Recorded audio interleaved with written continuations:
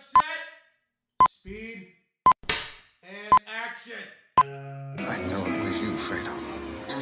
You broke my heart. You know how to whistle, don't you? You just put your lips together and blow. Welcome to the Foot and Friends on Film podcast, discussing everything about cinema. Now here's your host, Nick Baylor. What's in the box? Houston, we have a problem. You can't handle the truth. I'm not what you think. You're crazy. Welcome to the official podcast of Foot and Friends on Film, where we discuss everything about cinema. I'm your host, Nick Baylor. On today's episode, John and I are going to sit down and talk about another John, Mr. John Christopher Depp. Johnny Depp's the subject of today's show. We're going to go from Edward Scissorhands to Pirates of the Caribbean, Sweet and Todd, Black Mass, Donnie Brasco, Fear and Loathing in Las Vegas, all of them. Grab your popcorn, take your seats. It's a feature presentation. As mentioned, we are the official podcast of footandfriendsonfilm.com, where our motto is, any film you haven't seen is a new experience. You guys know the drill. It's time to welcome the big man. Please put your hands together for Mr. John H. Foot.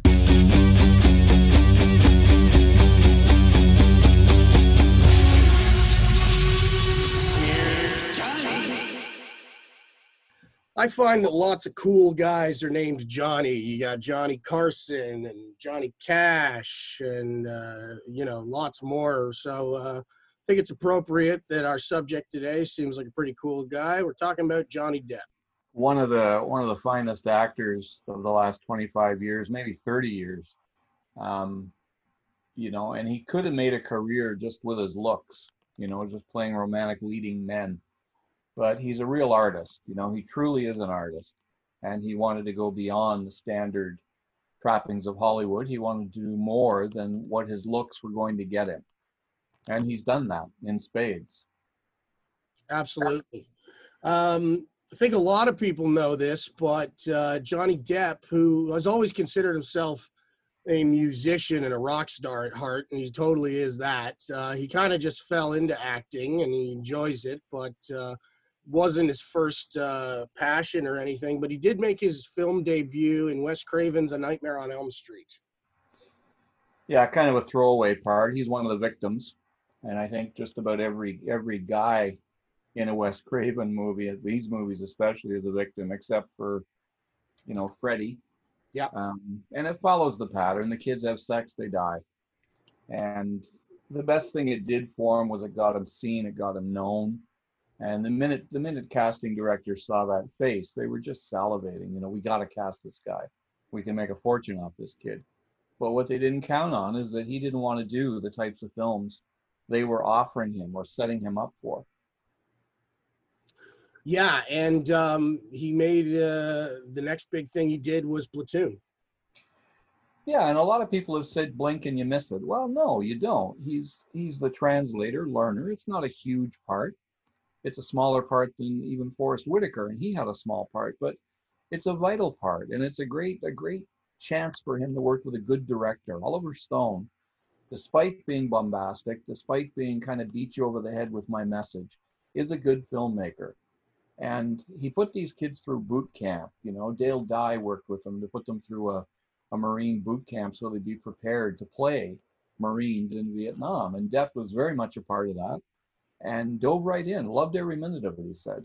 But, he came out of it at the other end, recognizing that he was part of something very, very special. And indeed, Platoon won the Academy Award for Best Picture and Best Director that year. So it's a good film to have on his resume. In 1990, he appeared in a John Waters film called Cry Baby. Now, this film I find interesting because he lip syncs in it, yet, as we've seen later on and more recently, he's got an incredible musical talent and can definitely carry a tune. Yeah, I don't know why. I don't know why they had him lip sync, other than, John Waters must have had different plans. John's an interesting guy. He's a very good director, but he makes schlocky movies. I can't even call his movies B movies because they're not. They seem to take place in the John Waters universe. Yeah. He made one a few years ago with Johnny Knoxville that was absolutely hysterical. but didn't get a big release. And I think it should have. I think had it got a decent release, it would have been a huge mainstream comedy. This one became a cult classic, largely because of home video. People rediscovered it on video, and it was Johnny Depp that they were seeking out and watching. And he's very good in it. But yeah, I wish he'd done his own singing.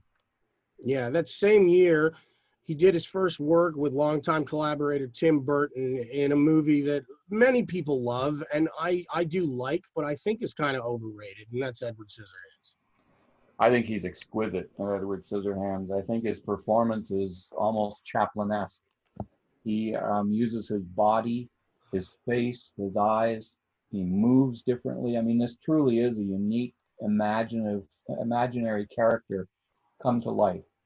We see the beginning, how things happened to him, how he was created by Vincent Price's character and given scissors as hands, knives with hands, rather than actual fingers. He was going to get them, but the scientist dies before he can do it. And he's found by an Avon lady salesman, and taken to her home, where they take him in and attempt to integrate him into society. And typical, he's different, so of course he doesn't fit in. He fits in with some, but the moment something goes bad, it's all his fault. It's really a beautiful performance. And he really, really went to bat in terms of toning down the looks. His hair looks like Tim Burton's hair. I mean, it's a fright show. But his eyes, the performance he gives through his eyes and the body movement is exquisite in every way. And this is what marked Johnny Depp's, I think, launch into the stratosphere as a great actor. People recognized immediately, this guy is so much more than a pretty face. And he's willing to take risks. He's taken risks, the types that Nicolas Cage takes in his career. Yeah, and I don't want to downplay my appreciation for his performance in the movie, which I do think is brilliant. I just sort of think the movie on the whole is a bit overrated, but that's neither here nor there. And it would, start a long collaboration that he would have with Tim Burton, where he always seems to have a very pale face. Yeah, he and Burton are like Scorsese and De Niro, Scorsese and DiCaprio, John Ford and John Wayne. They bring out the best in each other, and they seem to have a system now where they know what the other is thinking. They don't even have to talk when they're on set now. They just know what the other wants. And that's a great thing for a filmmaker and an actor to have. I agree, although I do think in recent years they've had some duds, but we'll get to that. Well, Tim Burton's made a lot of duds recently, and I'm not sure you can blame them on Depp. No. Burton certainly gets the blame from me, and it started, his downfall started with Planet of the Apes. Oh God, that was terrible. Nice. Yeah, a movie that he himself would like to forget, I'm sure. Let's talk about Benny and June. This was my wife's favorite movie. She absolutely adored this offbeat love story about a strange guy who fancies himself a comedian, loves Chaplin, and imitates Chaplin often. And he meets a young lady, a mentally ill young lady, who likes to start fires, played by Mary Stuart Masterson. And she's watched out for by her older brother, played by Aidan Quinn, who looks at Johnny Depp with suspicion and regards him as kind of a dubious character, until he recognizes that this guy really does care for his sister, really will look out for her and take care of her. And it's a very gentle, very sweet, almost fable-style love story between the two of them that works on every level. And had Hollywood had its way, this is the type of film Johnny Depp would always be making. And he would do it great, but it didn't really challenge him. What challenged him was doing the Chaplin shtick, the famous roll scene, making the rolls come to life. And it made you recognize that he could have played Chaplin just as easily as Robert Downey Jr. did. I think Downey Jr. was brilliant, like spectacular, but Depp could have stepped in and done that part as well. Cool. That same year, this next one we talked about on our DiCaprio podcast, and I think DiCaprio kind of steals the show, but Depp was his co-star in What's Eating Gilbert Grape. Yeah, it's a solid movie. Absolutely brilliant movie.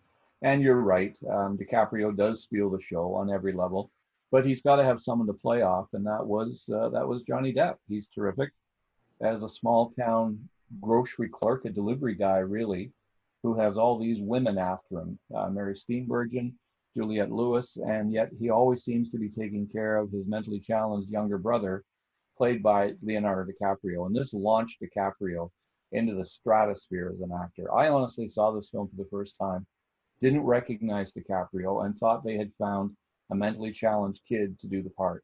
I couldn't believe it when I looked at the press notes after and realized, Jesus, that's DiCaprio. Phenomenal performance. Depp was very good. He did what he had to do and stood by and allowed, I think, really did allow DiCaprio to strut his stuff. And Lasse Hallström said Johnny Depp was an absolute professional on this, very much part of the ensemble. In 1994, Depp got together again with Tim Burton for one of my, if not my favorite of their collaborations, a brilliant movie called Ed Wood. Absolutely my favorite of their collaborations. And Ed Wood is regarded as the worst director in the history of Hollywood, which really isn't true.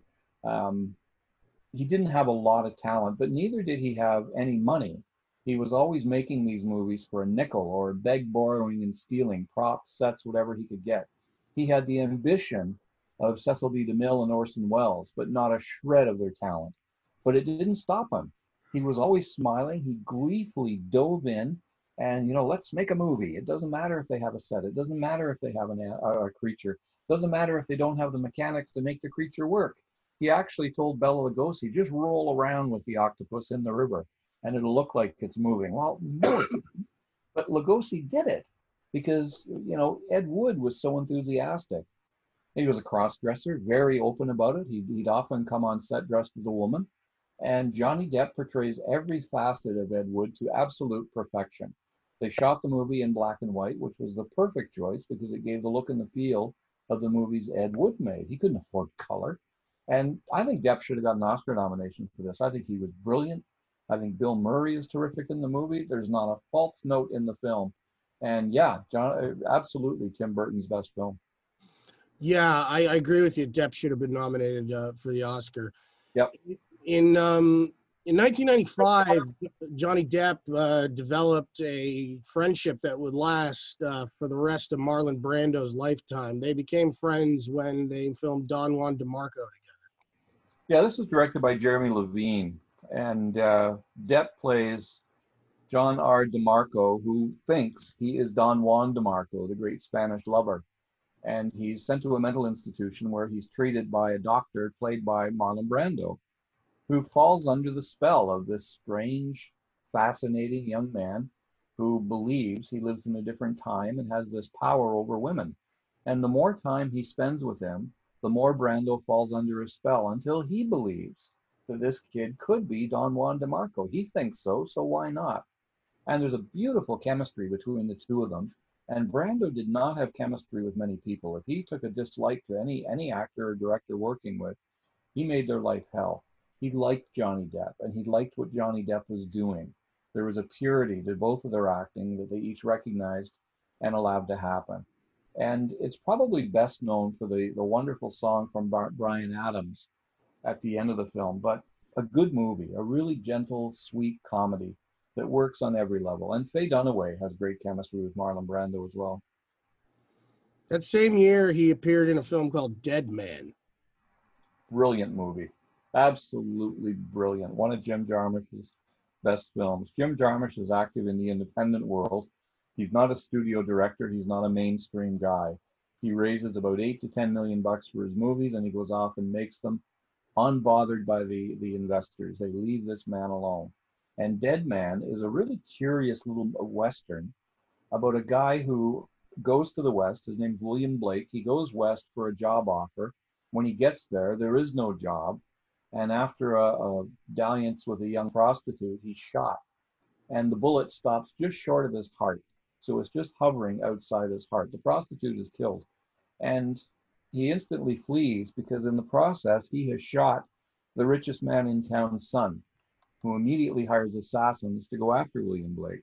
He befriends an Indian who is the laziest man on the planet, and they basically spend their time fleeing these assassins who are coming for them, and they mean business. They intend to kill William Blake.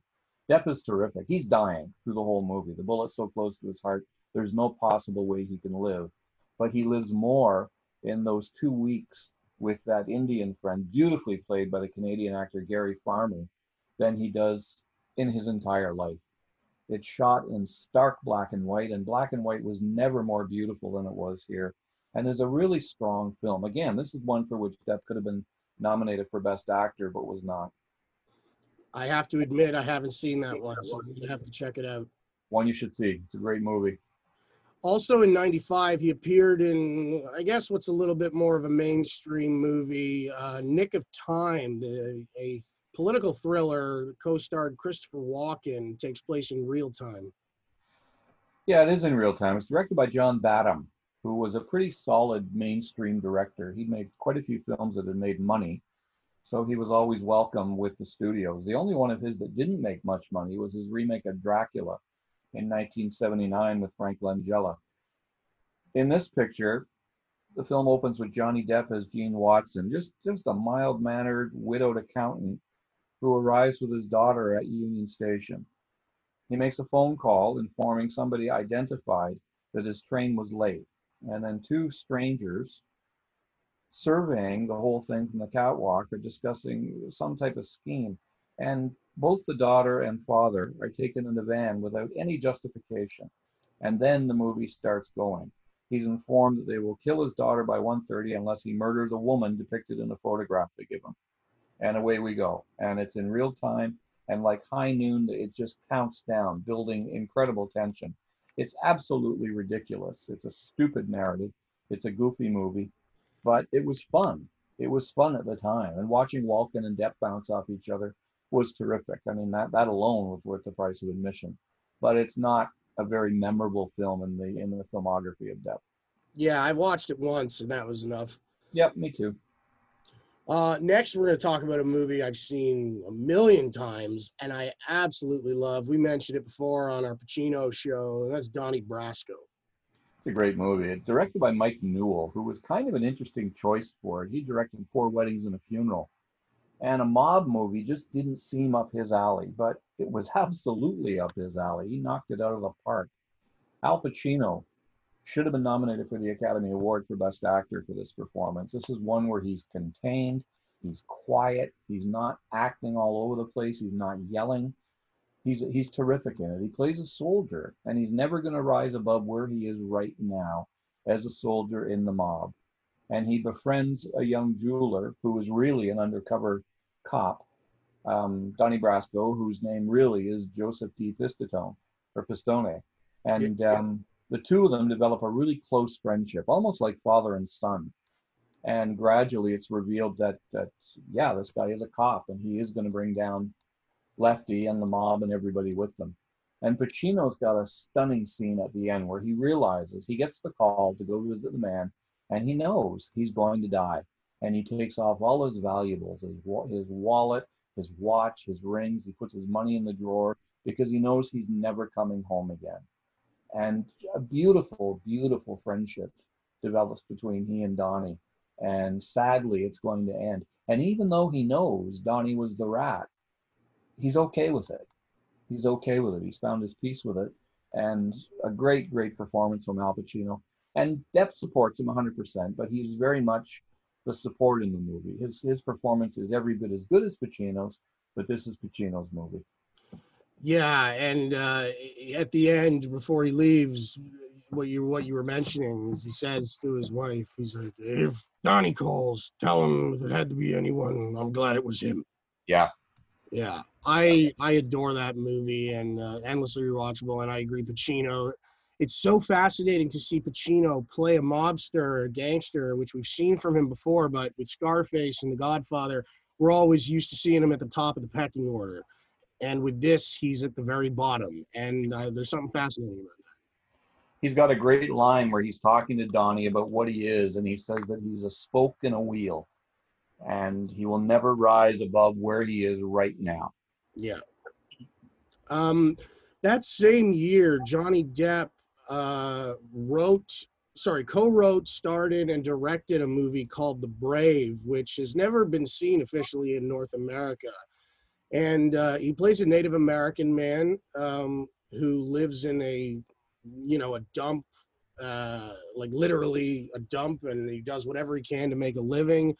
And he agrees to star in a snuff film, which is like he agrees to be tortured and killed on camera for money, so he can provide money for his family. And the person who gives him this offer is played by Marlon Brando. It's a very bizarre film. I saw it on YouTube. Depp's okay. Brando is pretty good, but it's a really strange narrative, and it's the only film he's ever written and directed, and it's curious. I'm not really sure what drew him to the project, but it is available on YouTube, I'm pretty sure, if anybody wants to Yeah, check it is. That's how I saw it. It played the Cannes Festival in 1997. It received mixed reviews, um, and they hoped for a purchase. They hoped somebody would buy it so it could get distribution in the U.S., but nobody touched it, even with the big names attached to it. It was co-written by Johnny Depp's brother, D.P. Depp, and another guy, Paul McCudden. But Depp, you're absolutely right, was the director and had a really strong cast. Marlon Brando, Elpidia Calrero, Frederick Forrest, Clarence Williams III, Matt Perlich, all strong independent actors. The one thing that came out of this is Johnny Depp had always claimed that he was part Apache Indian, which is absolute bullshit. He's not. He never was, ever. And the Apache Nation came out and made it very clear that no, he's not one of us. So a little bit of embarrassment there for Depp. Yeah. When I auditioned for the Toronto Film School, I can't remember if you were in the room, but we had to pick a monologue, and I took mine from a book from Hunter S. Thompson called Fear and Loathing in Las Vegas, which was made into a film directed by Terry Gilliam, which is one of my favorite crazy gonzo batshit nuts weird trippy movies ever. And in it, Johnny Depp plays Raoul Duke, who is it's just an alias for Hunter S. Thompson himself. Now, Hunter S. Thompson was a very bizarre guy. He was a gun nut. He lived on his own compound. He did copious amounts of all kinds of drugs. And he was a brilliant writer, and he wrote some great stuff. And to prepare for this role, Johnny Depp went and lived with him and lived his lifestyle. And Hunter Thompson himself shaved his head bald. And I think Depp is... I remember seeing the movie before I had ever seen clips of Hunter S. Thompson, and I thought Depp was sort of playing it up. And it's like, well, when you see clips of Hunter S. Thompson when he's intoxicated, no. I mean, he got it beyond perfect. Yeah, he was terrific in the movie. My problem with the movie is that Terry Gilliam directed it, and it's hallucinatory at times to be different, to be hallucinatory. There's really no narrative to the movie. It's just a series of crazy, surrealistic scenes, one following the other. And I've always said the best way to see this film is stoned out of your mind. Agreed, 100%. Yeah, I mean, it's a crazy movie. And Terry Gilliam, I'm divided on. He's either terrific, as he was with The Fisher King, or garbage, as he was with The Adventures of Baron Munchausen. This one, I lean towards not being as good as his better work. I agree with you that Depp is terrific, but he's the best thing in it. And yeah, he nails Hunter S. Thompson, absolutely nails him. I thought the same, that he was overdoing it a little bit, and then I saw interviews with Hunter S. Thompson, and I thought, nope, he got it. He got him. Absolutely. Depp later narrated a documentary about the life of Hunter S. Thompson, and he actually appeared in an adaptation of another book. You're right that the movie has no real narrative, but it is 100% true to the book, which also doesn't really have a narrative. It doesn't. It's a very stream of consciousness type of thing, you know. It almost James Joyce-esque, you know, if I could say that. All over the place. The thoughts just spill onto the page, onto the script, and out of the actors. Yeah, smoke a big fat one and watch it if you haven't seen it. That's the best way to see it. Yeah, absolutely. In 1999, Johnny Depp worked with Roman Polanski in a supernatural thriller called The Ninth Gate. I kind of think this one works. What do you think? Well, I struggle with Polanski for obvious reasons. Yeah. You know, the man raped a little girl, and rather than take his lumps, rather than face justice, he fled the country. And he still makes movies in Europe, and American actors go to work with him. So he's revered as a director, no question. And he's a good director. He's made some great films. This one was okay, no more than okay. And Depp was okay in it. any actor that works with Polanski comes out of it a better actor than when they started. Even God help me, Mia Farrow was better after Rosemary's Baby. I think the only time it hasn't happened was with Pirates in 1986, Oh which God. was one of the worst films ever made, and certainly Polanski's worst film. Um, this one's interesting. There's a rare and ancient book that supposedly contains a magic secret for summoning the devil, and Johnny Depp plays the character very, very well. But did it knock my socks off? No, I've seen it once. I've never seen it since I saw it at the screening in 1999. I've never seen it again. I actually really like Frank Langella in it. I like him in anything. He's terrific, except Dracula. Yeah. Um, that same year, he was in The Astronaut's Wife. This is another one I got to admit I haven't seen. And another one that bombed in a big way. It starred Charlize Theron at the beginning of her career, just before, a few years before Monster, when she won the Oscar for playing Eileen Wuornos. And it showed her talent. Depp was very much the secondary character, I thought, in the film. And he was okay, but the movie itself didn't really go anywhere. It kind of meandered all over the place. He comes back from space and she suspects something's wrong. And of course she's right. He's behaving like he's a zombie. So it's just a countdown to find out what did happen up there and why is he behaving like he is. There's absolutely zero chemistry between he and Charlize Theron. And that's happened to Depp a few times. There was none between he and Angelina Jolie in The Tourist. And that's happened several times in his career where he has no chemistry with the leading actress at all. And it really hampered this film a great deal. And then again in 1999, some more textbook Johnny Depp, Tim Burton stuff. Movie I really like, Sleepy Hollow.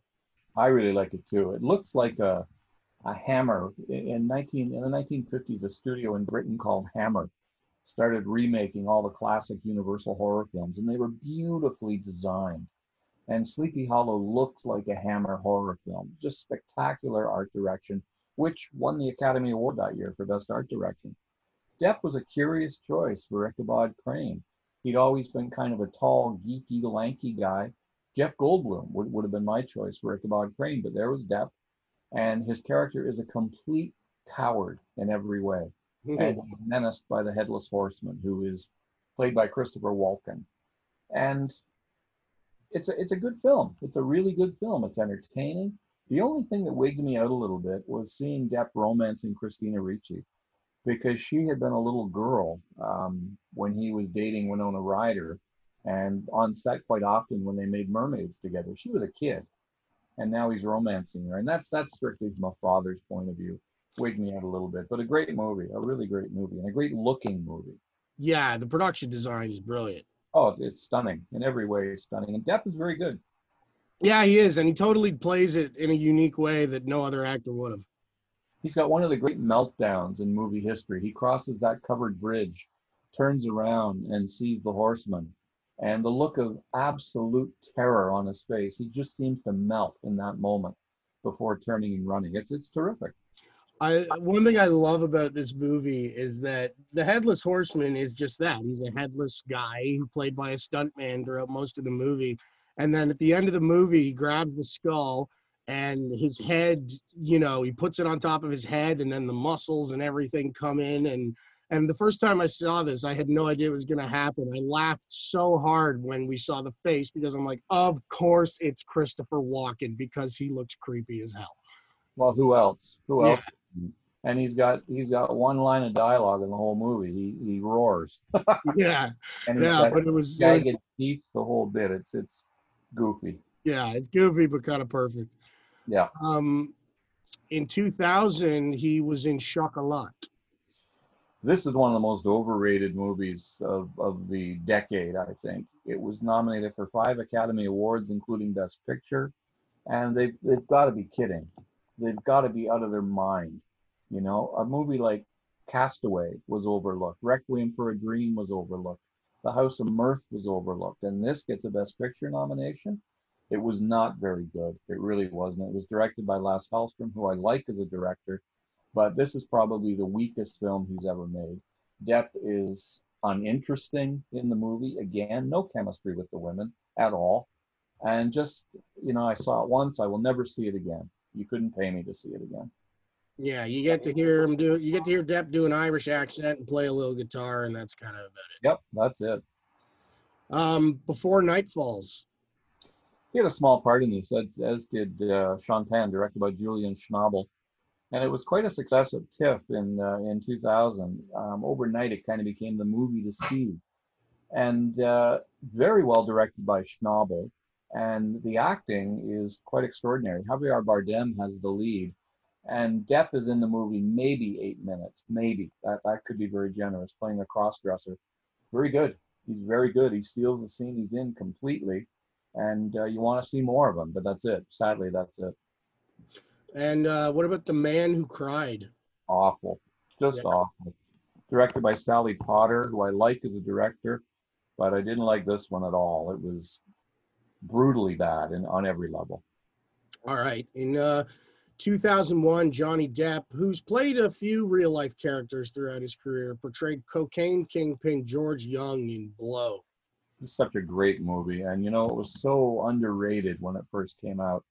It was directed by Ted Demme, the younger brother to Jonathan Demme, and he died. He died not long after this movie opened, and I love it. It's got the energy of a Scorsese movie. It moves like a Robert Altman movie, and it's got a touch of Oliver Stone brutality in there, and Depp is absolutely spectacular as George Young. He was the guy who brought cocaine to America. And I think at one point, 90% of the cocaine in the United States was coming in through George Young. And his parents were shocked at his money. They come to LA to visit him and they can't believe the mansion he's living in. And his father knows he's up to no good. He absolutely does. And so does his mother. And his mother actually betrays him, calls the police when he shows up knowing the police are chasing him. It's a very dysfunctional family. His relationship with Ray Liotta is quite beautiful and touching. But the mother is a horror show. Rachel Griffith plays her, and she can play a bitch better than anybody. Yeah. The only part I didn't like about the film, I didn't care for Penelope Cruz in this movie. She's got better as an actress, much better. But this was one of her first films in America, and I could barely tolerate her. I couldn't stand to look at her. And thank God she's gotten better. Yeah, you really love I love Ray Liotta in this movie, and you kind of love the dad and hate mom. Yeah, and the dad's a good man. He's just a lousy businessman. Yeah. And, he files for bankruptcy and then takes the kid for ice cream. He's trying. He's trying his best to do everything. The mother leaves for weeks at a time. She's just gone. And then comes home Christmas Eve and the father welcomes him back with open arms. And the kid doesn't. The kid never forgets any of that. And that's important to remember, that George was not a close kid with his mother at all. There's an interesting scene where George takes his parents out for a fancy dinner when he's starting to accumulate all this money. And he mentions that his job is in construction. I thought that was a nice little nod to Goodfellas also. Absolutely. Yeah. Absolutely. And it absolutely was a nod to Goodfellas. Demi's favorite movie was Goodfellas. He's not alone there. No, he's not. So in 2001, we also saw Johnny Depp doing a thick Cockney accent in a Hughes Brothers movies, which is an adaptation of a graphic novel about Jack the Ripper. It's called From Hell. I saw this at TIFF in 01, and I was surprised it was at TIFF. I quite liked it. I enjoyed it. Me too. I don't know anything about the graphic novel other than it was made into this movie. I thought the Hughes brothers did a great job. I thought Depp was terrific in the movie. Kind of the accent wanders from time to time, but that's forgiven. Entertaining on every level, very dark, very, very dark and gruesomely violent. But it works. It works. Sadly, it's kind of been forgotten. You don't hear about it anymore. Well, to our listeners, coming up, I think our next episode, I'm going to have guest filmmaker Peter Hatch is going to join me. We're going to be talking about alternative comic book and graphic novel movies, stuff that isn't your average superhero fare. And we're going to dive in a little bit about From Hell. So stay tuned for that. Moving on to 2003, which was a pretty big year for Mr. Depp. The first film he appeared in was the third part of Robert Rodriguez's El Mariachi trilogy, Once Upon a Time in Mexico. Yeah, he's terrific in this. Robert Rodriguez kicks ass as a filmmaker. He's the Spanish Tarantino, they call him.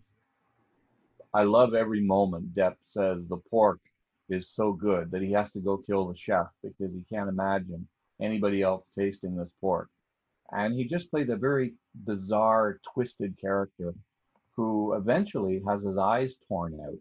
And it's a striking image to see Johnny Depp without those black eyes of his and blood coursing down his face. It's quite a shocking image to see.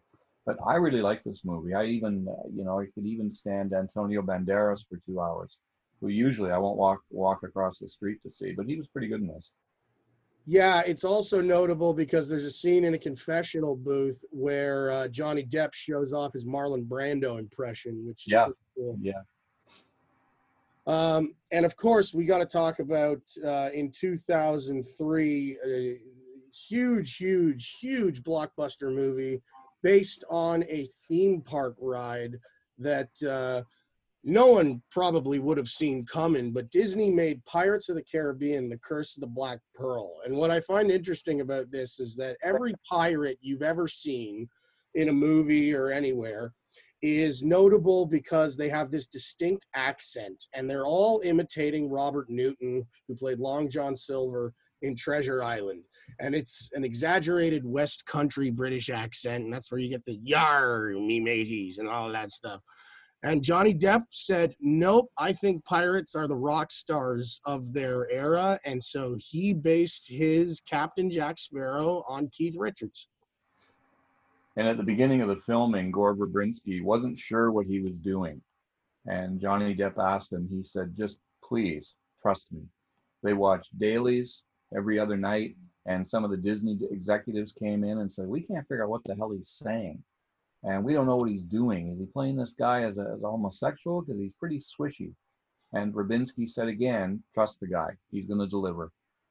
And you're right. No one expected this to be much of a hit. And it opened and it went through the roof. And critics fell over. We fell over ourselves trying to find words to praise Johnny Depp. He had taken a standard role, a cliched role, and made it a piece of art with unique speech pattern, movement, reactions. And the great thing about Captain Jack Sparrow is, despite the fact he's a buffoon, he's a really good pirate. I mean, you think about it. There's not much he does in any of the films that doesn't work out. And, he went toe-to-toe with Jeffrey Rush, who is no slouch as an actor. That man can act up a storm. The two of them had a blast. They're both over the top, but they're over the top in a way that works. They're over the top like Nicholson was over the top in Batman. And the first time you see Depp in the Black Pearl, he's standing high. We think he's standing high on the mast, and he's not. His boat is sinking and sinking quick, and he's coming in to steal a boat in the port. He's wonderful in the movie, and he was nominated for his first Academy Award finally. And he actually won the Screen Actors Guild Award for Best Actor this year. He defeated Sean Penn in Mystic River, who won every other award that year. And so that's quite an achievement. It showed that the Actors Guild really does admire him and has a lot of respect for his work. And this is one of the, I say this often, this is one of the most original performances I've ever seen. It really is brilliant. And, the multiple sequels would dwindle in quality, but Jack Sparrow is always sort of interesting to watch. My favorite line of dialogue that he has in this movie is when the two guys catch him, the two soldiers catch him, and they bust him when he's trying to steal the ship. And they're like, what are you up to? No lies. And he's like, all right, I confess. It is my intention to commandeer one of these ships, pick up a crew in Tortuga, raid, pillage, plunder, and otherwise pilfer me Weasley black guts out. And then they're like, I said no lies. I think he's telling the truth. Yeah, and I love that in the later films, Keith Richards himself came in to portray Jack Sparrow's dad. I thought that was really kind of perfect. His take on Keith Richards was perfect. I didn't know much about Keith Richards. I'm not a rock and roll guy, aside from Springsteen, and I saw Richards interviewed several times after that when YouTube kicked into high gear, and I couldn't believe it. Depp absolutely nailed him, and yet still made Jack Sparrow his own. Yeah, I think he said there were elements of Pepe Le Pew in there somewhere too. I've never seen that. Yeah, I have read that, and I've never seen that in the performance. But to each their own. Pepe Le Pew is a fascinating and disturbing cartoon character because I'm going to sum up for you right now every single Pepe Le Pew cartoon that ever existed. A French horny skunk finds always a female black cat who accidentally gets a white stripe painted down her back, and then this skunk just spends the whole cartoon trying to rape her. Yeah, he's a predator. He's a Yeah. predator in every way, and all those cartoons were exactly the same. You know, when I was a kid watching the Bugs Bunny Hour, when Pepe Le Pew come on, I left the room. Yeah. Like boring. Character, really, really not cool. Nope. In 2004, Johnny Depp worked with David Koepp in a Stephen King adaptation called Secret Window. Yeah, this one didn't work for me either. It's okay, I guess. Yeah, it's okay and nothing more. I'm a big Stephen King fan. And it was based on the novella Secret Window, Secret Garden by Stephen King. And it just didn't work at all. He catches his wife having an affair with her friend Ted and goes to a cabin depressed and suffering, blah, blah, blah. And then she's busy finalizing the divorce. You know, it's whatever. It just didn't work for me on any level. Depp's performance is okay, nothing more. After Pirates of the Caribbean, I expected something big from it. And it just wasn't this. Yeah, he plays a writer who ends up getting stalked by some hick played by John Turturro, who becomes violent and threatening. And spoiler alert, twist ending is he and John Turturro are the same guy. Yep. Fight Club. However, that same year, he did give a brilliant performance in a movie I absolutely love. He played J.M. Barrie, creator of Peter Pan in Finding Neverland. Yeah, he was terrific in Finding Neverland. And it's the relationship between he and the little boy, played by Freddie Highmore, is just beautiful, just a thing of beauty. And it's such a gentle, kind movie about this guy who truly cares about these people and is so invested in his writing. And it earned him his second Academy Award nomination. It was directed by Mark Forster, who had directed Monsters Ball, and a completely different film from that movie, which is filled with so much anger and rage and sex and hate. And here's a movie diametrically opposite in every way. So well acted by Johnny Depp, by Freddie Highmore, by Kate Winslet. Just a lovely movie, and he is really terrific in it. Yeah, it's really makes you feel warm and fuzzy inside. It does. It's a feel-good movie. Also in 2014, Johnny Depp gave a brilliant performance in a movie that I don't think most people saw. It was called The Libertine. No, and I saw this at TIFF as well, and he plays John Wilmot, the second Earl of Rochester, and he is terrific in it. One of his better performances, and yet you're absolutely right. Most people have not seen it. Most people don't even know about it. And some great actors in it with him. John Malkovich, Samantha Morton, Rosamund Pike in one of her early performances. And it's just a terrific, terrific movie. He starts it off delivering a monologue of sorts about his fondness for drink, sex, and his disdain for the audience. And that pretty much sums up the movie and what he's going to seek out and do. And it's a lovely performance from Depp. It was a box office bust. It made no money. Harvey Weinstein famously said he would never cast Johnny Depp again. And Johnny Depp shot right back, that's just fine with me. I don't want to work with you again. So no love between the two of them. A modern adaptation of Charlie and the Chocolate Factory had been in the works for quite some time, with a lot of people rumored to be and attached to star and direct. I personally love Willy Wonka and the Chocolate Factory, the film starring Gene Wilder. When the movie finally got made, Tim Burton came on to direct, and it was announced that Johnny Depp would play Willy Wonka. And I was very, very excited about it. And then I saw the trailer and I was like, what? And then I saw the movie and I'm like, I don't know what Johnny Depp is doing in this movie, but it's really, really weird. And although there's things in the movie to admire, it doesn't compare to the musical that I grew up loving. And I think Johnny Depp's Willy Wonka is really weird and off-putting. I think he's creepy, out and out creepy. I mean, he gives off a pedophile vibe. He's said to have based the character on Michael Jackson. Yep, I see that all the way through it. I just think Tim Burton was the wrong director for it. I think Willy Wonka and the Chocolate Factory has dark elements in it, but there's a way to play that so that kids aren't freaked out. Kids were creeped out by Charlie and the Chocolate Factory. I took my girls to see it, and they hated it. I mean, they were done halfway. Dad, can we leave? Can we leave? Can we leave? And we did. We left. I'd seen it the day before with the critics and thought they might really dig it. And talk about Dad being dead wrong that day. Um, I think I really think the remake is irresponsible because I think they create a character that is creepy and holds children in contempt. And Gene Wilder never gave that impression. You know, I'm not a big fan of the original movie. I think it's just too sugary sweet, but that's okay. It was about candy, so why Yeah, not? it's kind of the point, isn't it? Yeah. I miss the songs too. I gotta admit, but that's the musical lover in me. But yeah, Charlie and the Chocolate Factory. Surprising because that same year, Tim Burton and Johnny Depp made another movie together, a stop motion movie called Corpse Bride, which I really really liked. Yeah, it was pretty good. It was pretty good. Depp did a voice in it, and it had a great story. Yeah, it worked. And I'm not a huge fan of stop motion. When it's good, it's good. When it's not, it's not. This one was really good. And again, it was at TIFF, so a surprising choice to be at TIFF, but it worked. It worked. It was well reviewed and made some money, so no one can complain. In the next couple of years, the two shot back-to-back sequels for Pirates of the Caribbean came out. Johnny Depp was back as Jack Sparrow.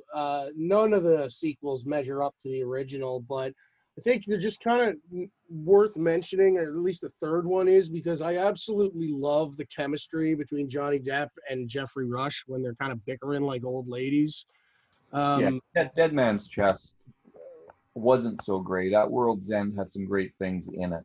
The idea that Johnny Depp's character was in a purgatory was really interesting, and how they brought him back to the real world was kind of cool. Yeah. And I thought Keira Knightley did some really nice work in this too. I slowly became a fan of hers through the 2000s, and she's very good in this. And Depp was always great as Captain Jack Sparrow. It was the scripts that failed him. The second film failed him in every way. This one, no, he was good. He was good. Yeah, and I kind of love Bill Nighy as Davy Jones. Yeah, me too. Me Yeah. too. Big one I want to talk about though from 2007 is for me. It's up there with Ed Wood as like one of the best Depp and Tim Burton collaborations. You talk about like Broadway musicals being adapted for the big screen. There was no director more perfect for Sweeney Todd, the Demon Barber of Fleet Street than Tim Burton. No, I would agree. Burton was absolutely the right choice. The only other one I could see doing it would be Martin Scorsese, and that would have been interesting. But a great marriage of actor and director for this, and Depp was perfect as Benjamin Barker, aka Sweeney Todd. This time he did his own singing and was really brilliant. well. Although, was he singing or was he talking the words into music? I haven't decided yet. But he was outstanding. He was nominated for his third Academy Award. He won the Golden Globe, and richly deserved for both. He's a vicious, vile character, but they all are. I mean, Helena Bonham Carter is making human sausages and meat pies, for Christ's sakes, and Alan Rickman's character is repulsive. So there's no real likable characters in the movie at all. But man, is it watchable, infinitely watchable. Yeah, I personally have performed in a production of Sweeney Todd on stage, and I can attest to the fact that Stephen Sondheim is a sadist when he's writing music for his casts to sing and stuff. It's exceptionally hard. And Depp changes pace from all previous Sweeney Todds in that he sings in his Cockney accent. But man, he's hitting those notes like I give him mad respect for it. Like that stuff's easier. That stuff's way harder to sing than your average 3-chord rock and roll. And he totally delivered. Yep, I agree. He was terrific. In 2009, Johnny Depp played a role quite well, but a role he was too old for when he was John Dillinger John Dillinger in Public Enemies, directed by Michael Mann. Yeah, I think I like this a lot more than you did. I thought he was terrific as John Dillinger. Age doesn't matter to me as long as they get the essence of the character right. That's fair. And it's happened quite often. Actors have been too young or too old, whatever. But as long as they get the character, as long as the truth is there, I'm okay with it. What I liked about his performance in John Dillinger was that he captured the dangerous man that John Dillinger was, but also the narcissist, the guy who wanted to be kind of a movie star. Look at the way he talks to the press and the newspapers, and they talk to him. He's a killer. He's taken a submachine gun and mowed people down for really no reason other than to get away and save his ass. And yet they treat him like a rock star, and he eats it right up. The look in his face in the movie theater when his face is on that big screen and he's surrounded by all these people and he kind of looks around to see if anybody's looking, but he knows they're all looking at him on the screen. So I thought he captured Dillinger to perfection. And Michael Mann always makes a good movie. Michael Mann's movies are always moving, and this is no exception. So Yeah, I quite like it. Good movie. I just didn't really love it, but totally watchable. So after making The Dark Knight and delivering the performance that was the Joker, Heath Ledger tragically died, and he was in the middle of filming a movie with Terry Gilliam called The Imaginarium of Dr. Parnassus. Now, what they did, because he died during production without having filmed all of his scenes, because this was a trippy, surreal, fantastical movie, they have the character Tony, Heath Ledger's character, go through these windows and enter different realms and different realities. And so what happened was 3 actors were brought in to portray different versions and different transformations of Tony. So it was Heath Ledger, but when he went into these other worlds, he was played by Johnny Depp, Jude Law, and Colin Farrell, respectively. The movie is what it is, but I kind of find it fascinating that they made a way to finish it without Heath Ledger in a way that just kind of really worked for the film, as far as how that film was structured. What did you think of the movie? I hated it, but All right. I hated it because, again, Terry Gilliam was off on one of his crazy artistic tangents, just wasn't artistic. I agree with you. I thought it was very inventive how they came up with the idea to keep going without poor Heath Ledger. But to me, it got really distracting really quick. And, could any of them really stand out playing the same character over and over and over? I don't know. Once again, working with Tim Burton in 2010, man, I really wanted to like this movie, but I finally, after a few viewings of it, I realized I just hate it.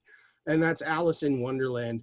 And I'd like to clarify why I hate it. And it's because of a fundamental decision that was made with this movie by Tim Burton, who actively said he didn't want it to just seem like a series of random encounters. He wanted to turn it into a 3-act story.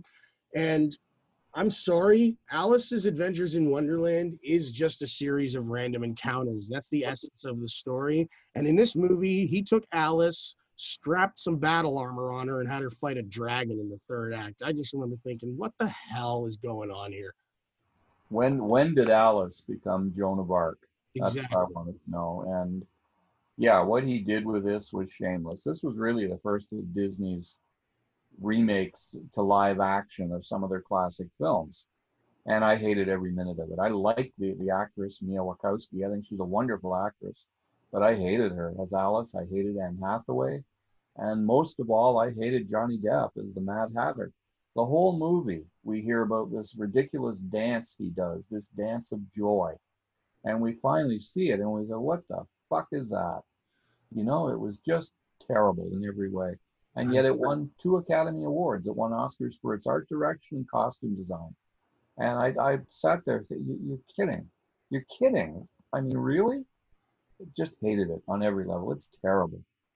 Yeah, I wanted to like it, and I didn't like it. And I was excited about Johnny Depp as the Mad Hatter. He does 2 different voices in it. It's weird. It's got no rhyme or reason. And again, they just betrayed the essence of the story. Yeah. I believe that dance was called the Futterwacken. I don't know why I remember that, but Yeah, I think the Disney live action remakes are hit or miss. They're mostly unnecessary. Some of them work. This one does not. No, not at all. Also in 2010, Johnny Depp did kind of a more mainstream-ish type of movie with Angelina Jolie that a lot of people kind of hate, and I think it's mindless fun and forgettable, but I think it kind of works. That's The Tourist. Huge bomb, a huge box office disaster, and critically reviled. And the hatred for this movie was so instant, they seriously considered pulling it from release and releasing it straight to video. There was no chemistry between he and Jolie at all. It was directed by somebody named, get this, Florian Henkel von Donnersmarck. And I don't know if that's real or somebody hiding, a good director hiding behind a name like that, but brutal, just brutal on every level. And mainstream audiences stayed away in droves. And the corruption of the Hollywood foreign press came out. They were flown to Vegas, all expenses paid, to interview Johnny Depp and Angelina Jolie, and this movie gets 4 Golden Globe nominations. Jesus. Dominates the Razzie Awards too, I should Yeah. say. But, once was enough. Yep. The following year, 2011, Johnny Depp appeared in an interesting little animated film directed by Gore Verbinski called Rango. I really liked Rango. I thought it was fun. terrific. Yeah, he did a great job voicing an interesting little character, and beautifully animated, beautifully drawn, and did very well, And Verbinski, I think Gore Verbinski is the real deal. And I hope he gets, more work, more interesting work. But yeah, I quite like Rango. There were a couple of nice homages to Hunter S. Thompson in this. And I think what's interesting is I found out later it was animated and it wasn't, but they did a very rudimentary form of sort of motion capture where they play out the scenes in props and kind of film them, and then they would animate over top of it. That's right. That's right. A lot of homage paid to the spaghetti westerns of the 60s too, just the look and the feel of the western towns. Totally. Yeah. We also got the 4th Pirates of the Caribbean movie that year. It had Blackbeard in it as the villain. Penelope Cruz is back. Again, I like watching it because I love seeing Johnny Depp and Jeffrey Rush kind of bounce off each other and bickering like old ladies. Other than that, pretty forgettable. A couple things in it I didn't mind. I like Ian McShane. I'm a huge Ian McShane fan. He's great. And he was great as Blackbeard. I wish he had more to do. And I have to confess, I fell in love with the mermaid. Head over fucking heels.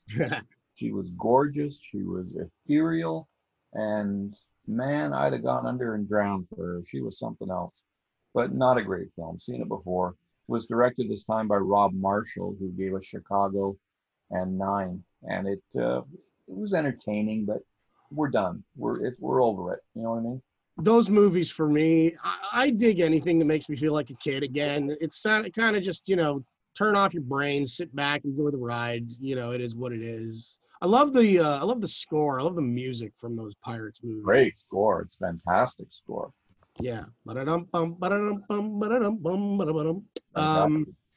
So also in 2011, Johnny Depp appeared in another adaptation of a book by Hunter S. Thompson, where he sort of plays an analog of Hunter Thompson. The movie was called The Rum Diary, which I read. And unlike Fear and Loathing in Las Vegas, this one kind of strayed pretty notably from the source material.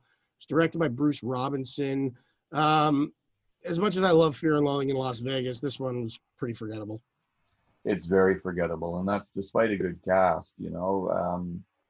Giovanni Ribisi, who started off with such great promises in this, and Amber Heard, who I suspect Johnny Depp wishes he'd never met, is in the movie too. And it just didn't do anything. It kind of just sat there, and Depp was uninteresting. He looked bored, quite frankly. He looked like he was absolutely unchallenged. Yeah, totally. So Johnny Depp made a name for himself on the television show 21 Jump Street. And in 2012, they did a movie, kind of revamp, reboot, whatever, technically a sequel to the original series starring Channing Tatum and Jonah Hill. which was R-rated and hilarious. It was directed by Phil Lord and Chris Miller. I loved it. I thought it was so funny. And Johnny Depp as an uncredited cameo playing his original character from the television show, who's now a DEA agent. And there's this big fat biker with a huge beard who you kind of see with the bad guys trolling around throughout the movie in some scenes. And I called it right away. I said it. I'm like, that's Johnny Depp right there. I guarantee it. And he's hilarious when he shows up. And there's a great line where he breaks character and pulls off the prosthetics. And Jonah Hill says to him, "Wow, man, you're a really great actor." Yeah, I liked it too. I don't remember the series at all. I didn't watch it. I didn't watch much TV at that time in my life, but I like the movie very much. I love Jonah Hill. I think he's hilarious in just about everything he does. And Channing Tatum was terrific in this movie too. It was really well done. They did a complete reimagining of the TV show, which is what you want to do when you remake something that's so familiar. And Johnny Depp shows up, and everybody in the audience is giggling because, yeah, there he is. I remember him. So yeah, it was a good movie, entertaining. Sequel, not so much, but this was okay. Yeah. Up next, you want to talk about Tim Burton, Johnny Depp? I remember leaving this next movie thinking Johnny Depp and Tim Burton need to take a break from each other and they need to rethink their lives. Dark Shadows. Dark Shadows was based on a soap opera in the 60s about a vampire, Barnabas Collins. And it was a really interesting show because it was a soap opera and it was unlike anything we'd ever seen before. But it wasn't on very long, but it became something of a cult classic, and you can watch old episodes now on YouTube. Tim Burton completely reimagined it and brought it up to date. But it's such a busy, loud, messed up movie. And I like Eva Green. I think she's an interesting actress. But when she plays bad, she goes so over the top that she just becomes unbearable to watch. And Johnny Depp as Barnabas Collins, no, absolutely not. And I sat through this at the press screening. Sherry wanted to see it. I begged her not to put me through it again. And she agreed. She agreed. We didn't go see it. Yeah. I hate this movie. Yeah, I hate his next one more. Yeah, okay, well, just go. The Lone Ranger. The Lone Ranger can't catch a break. In the 30s and the 40s, it was a big success. And in the 50s, they had a TV series. In the 60s, they had a TV series. But in 1980, they made a movie called The Legend of the Lone Ranger, which was a big budget Hollywood movie. And they cast a complete unknown named Clinton Spilsbury. And his voice was so terrible, they had his all of his lines dubbed by Stacy Keach. And the movie was unreleasable. It was unwatchable when I saw it. And when I heard that they were going to do a remake of The Lone Ranger, I thought, okay. And the first art I saw for it was Johnny Depp as Tonto. And I thought, boy, are they going to get in trouble for this? And boy, did they get in trouble for that.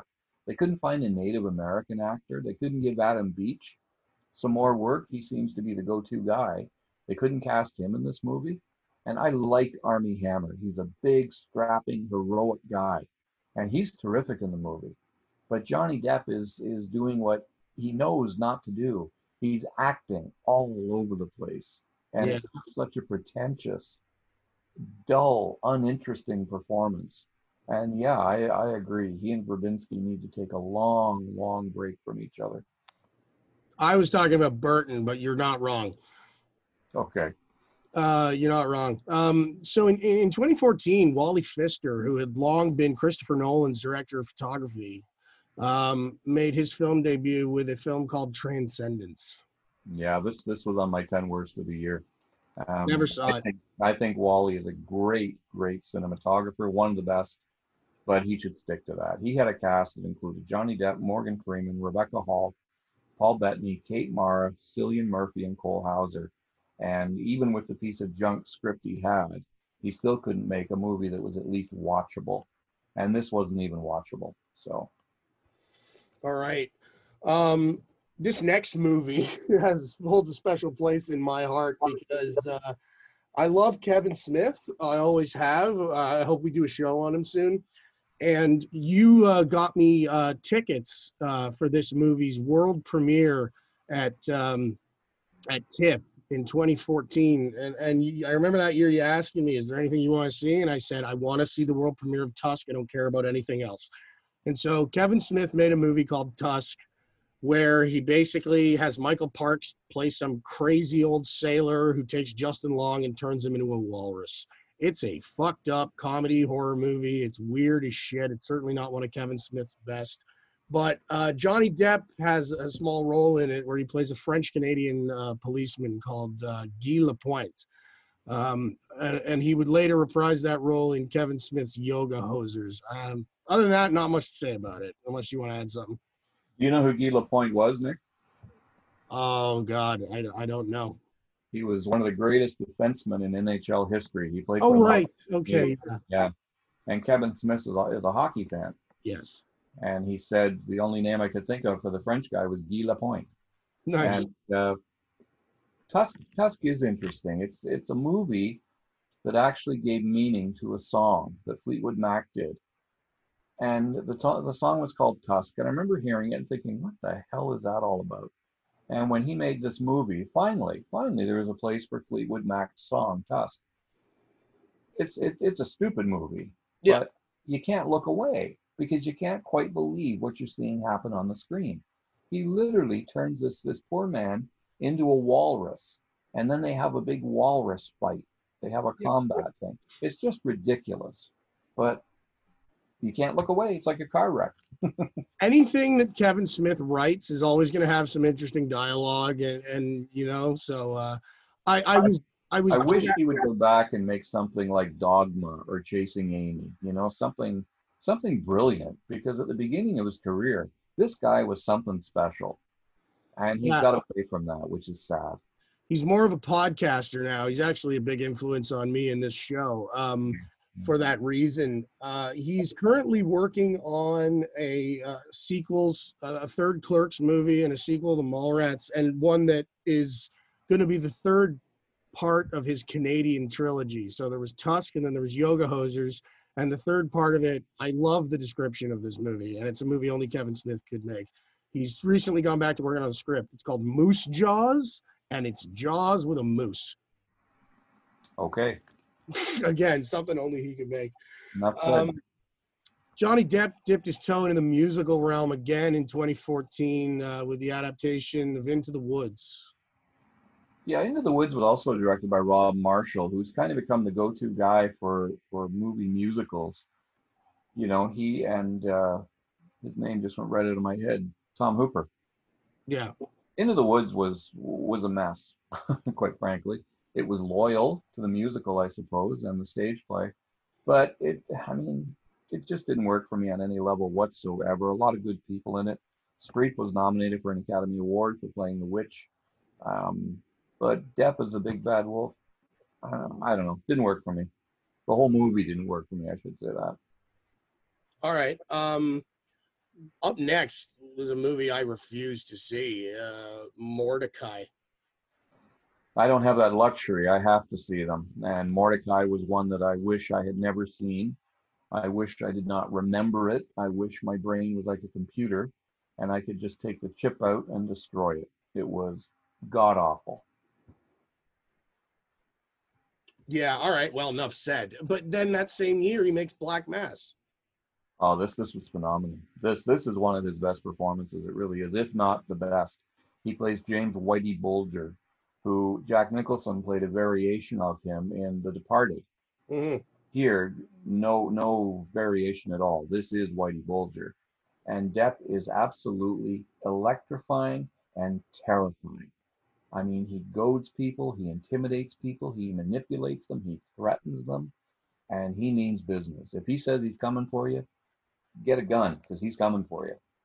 It's one of the most remarkable transformations of an actor I've ever seen. And he just buries himself completely in the role. And there's a scene where he looks at a guy that's angered him, and his eyes just look like pits from hell. It's a fantastic performance. It was directed by Scott Cooper, who directed Hostiles, which you and I think very highly of. Yeah. And I thought for sure, this is going to get Depp at least an Oscar nomination. And they snubbed him. They did not nominate him. Yeah, he's great in it. And Whitey Bulger, I mean, a terrible, terrible person. Yeah. Well, yeah, it's a great movie. You should watch it. Very disturbing at points, but that's because it's a true story of an awful man. Yeah, I want to ask you about this next one because it wasn't a theatrical release. Did you see Donald Trump's The Art of the Deal, the movie where Depp played Trump? I did. Isn't it hilarious? It is. It's very funny. He's fabulous in it. He really Yeah. is. And I cannot stand to watch the real Donald Trump speak for more than 5 consecutive seconds. I have to leave the room, but this was something else. No, he was terrific, and I still stand by Alec Baldwin being the greatest Trump impersonator I've ever seen. Yeah, But this was really something special. right on. Alice Through the Looking Glass happened, so let's not talk about that. That was my absolute worst film in 2016. Yeah, I know. In 2016, Depp he had a cameo in Fantastic Beasts and Where to Find Them. Do we want to talk about that? Well, the great thing about this was that they kept the cameo secret. Nobody knew. Nobody knew. I remember going to see this with the press, and his name was not on the press notes at all. And at the end of the film, there's Johnny Depp, and everybody was, holy shit, I didn't know he was in this. Yeah. And same with the audience when I took my daughter to see it. Same thing. Nobody knew he was in the movie, and that's a big deal in this day of social media and instant news to keep that a secret. But he's terrific. He's terrific in the movie, and he's in the sequel, and is equally good then. So yeah, it was great to see him doing something worthwhile, I suppose is the best way to put it, because he hadn't done a lot worthwhile other than Black Mass. During this quarantine, my mom has been watching, sort of binging the old Hercule Poirot, Agatha Christie's Hercule Poirot with David Suchet. And so I've been seeing a lot of that around. And Johnny Depp appeared in 2017. Kenneth Branagh adapted, directed, and starred as Poirot in Murder on the Orient Express. I thought this was pretty good. I did too, and it's a remake of a Sidney Lumet film from the 1970s, which was also really good. And I thought Depp was terrific. He plays Edward Ratchet / John Cassetti, and it's a good performance. There's not a bad performance in the entire film. It's a movie loaded with great actors. Michelle Pfeiffer, Penelope Cruz, Willem Dafoe, Judi Dench, Derek Jacobi, Josh Gad. A great movie with a lot of good people, and balanced nicely by Kenneth Branagh. Branagh's hit and miss with movies. When he's on, he's on. Henry V, Hamlet, brilliant. But he can go off the rails too and make junk, Frankenstein being one of them. But this was good. This was a rock solid entertainment. I'm pretty sure he's doing Death on the Nile as a sequel as well. He absolutely is. That's what he's working on right now. Cool. All right. I'm looking at the rest of Depp's filmography, and some of these titles I don't even really recognize. I'm going to let you take the lead. Like, what else do we want to talk about? Some of them weren't released, and that's the problem. Sherlock Gnomes, London Fields. The only one that got any kind of a big release was Fantastic Beasts, The Crimes of Grindelwald, where he again plays Gellert Grindelwald, and he's again very good, very sinister, very creepy, a very bad guy on every level. The only other one of note might be The Professor, in which he plays a professor who's learns that he's dying and wants to live out the last few months of his life celebrating life rather than sitting around waiting to die. He could take chemotherapy, but chemotherapy is poison, and I saw that firsthand. It's not the way to go out. And it's a pretty decent performance, but the movie didn't even get a release. So that's it. That's it. He's working now on the next Fantastic Beasts film. He signed on for another Pirates of the Caribbean film. There was a fifth one, Dead Men Tell No Tales, directed by Joaquin Roning and Espen Sandberg. This one, who knows? Who knows who's directing it? Who knows what the story will be? There was a time he was signed on to play the Invisible Man for Universal's Dark Universe series, but Tom Cruise ruined that with The Mummy, and they rethought the whole thing and made it with Elizabeth Moss, who was terrific in the movie. But Johnny Depp at one point was going to play the Invisible Man in a period setting, but Cruise blew that. I would like to see Johnny Depp do a Ozzy Osbourne biopic. Well, I'd like to see him do anything substantial because I think he's a great actor, and give him a good part. Jesus, Black Mass proved he's still got the goods. Give him something good. Give him something great where he can really shine.